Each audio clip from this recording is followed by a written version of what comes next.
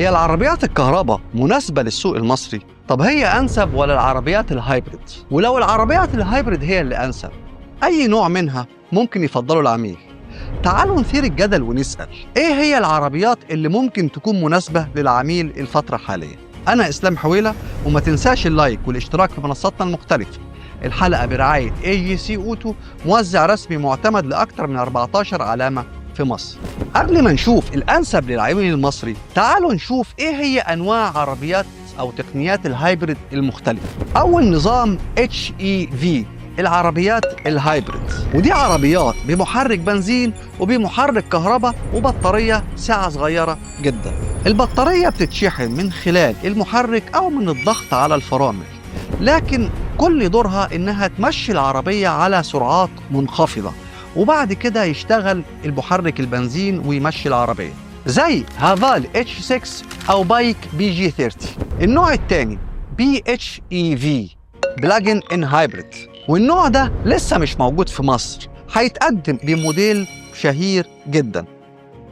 البي اتش اي في يعتبر حالة وسطية بين محركات الاحتراق الداخلي والعربيات الكهربائية. الفرق هنا ان البطارية بتتشحن من مصدر شحن خارجي، والبطارية المدى بتاعها بيكون في المتوسط من 150 ل 200 كيلومتر. اول ما بيخلص شحن البطارية بتشتغل العربية بمحرك البنزين. يعني لو انت مثلا شاحن البطارية وهتمشي مسافة أقل من 200 كيلومتر، فأنت مش محتاج هنا تستخدم محرك البنزين خالص. لكن بمجرد ما يعدي مدى السير 200 كيلو، محرك البنزين بيشتغل أوتوماتيك ويكمل بالعربية. وفي الأجيال الجديدة من البي اتش اي في، طول ما محرك البنزين شغال بيشحن البطارية. النوع الثالث الاي ار اي في، أو سيارات المدى الممتد، ودي عربيات فيها محرك بنزين ومحرك كهرباء، لكن دور محرك البنزين إنه يشحن البطارية فقط، والبطارية بتتشحن من مصدر خارجي.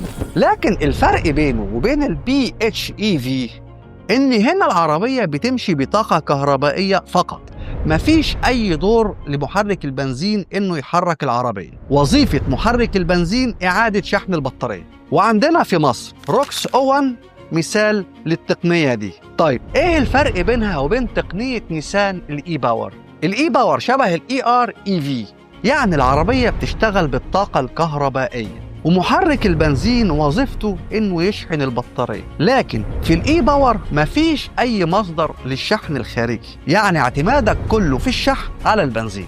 طيب نرجع للجدل، ايه الانسب للعميل المصري؟ من وجهة نظري وفي الظروف الحالية، من عدم التوافر الكافي لمحطات الشحن الخارجي، وكمان عدم توفر الشحن المنزلي لناس كتير جدا من العملاء، يبقى الافضل هنا البي اتش اي في او الاي ار اي في.